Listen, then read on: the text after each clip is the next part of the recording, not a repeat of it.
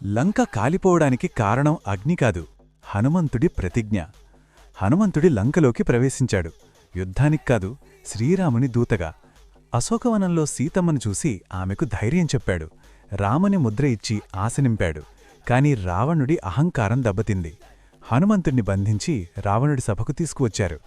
ఈ వానరుని తోకను కాల్చండి అని ఆదేశించాడు రావణుడు. తోకకు గుడ్డలు కట్టి అగ్ని పెట్టారు. వారు శిక్ష అనుకున్నారు. కాని అది దైవశక్తి మేల్కొల్పు. అగ్ని హనుమంతుణ్ణి కాల్చలేదు, ఆజ్ఞపాలించింది. ఒక దూకుడు, ఒక పైకప్పు, మరొక దూకుడు. లంకంతా అగ్నిజ్వాలలతో మండిపోయింది. కాని అశోకవనం మాత్రం కాలిపోలేదు.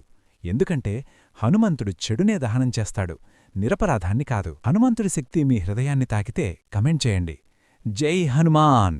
లంక కాలిపోవడానికి కారణం అగ్ని కాదు, హనుమంతుడి ప్రతిజ్ఞ. హనుమంతుడి లంకలోకి ప్రవేశించాడు. యుద్ధానికి కాదు, శ్రీరాముని దూతగా. అశోకవనంలో సీతమ్మను చూసి ఆమెకు ధైర్యం చెప్పాడు. రాముని ముద్ర ఇచ్చి ఆశనింపాడు. కాని రావణుడి అహంకారం దెబ్బతింది. హనుమంతుణ్ణి బంధించి రావణుడి సభకు తీసుకువచ్చారు. ఈ వానరుని తోకను కాల్చండి అని ఆదేశించాడు రావణుడు. తోకకు గుడ్డలు కట్టి అగ్ని పెట్టారు. వారు శిక్ష అనుకున్నారు.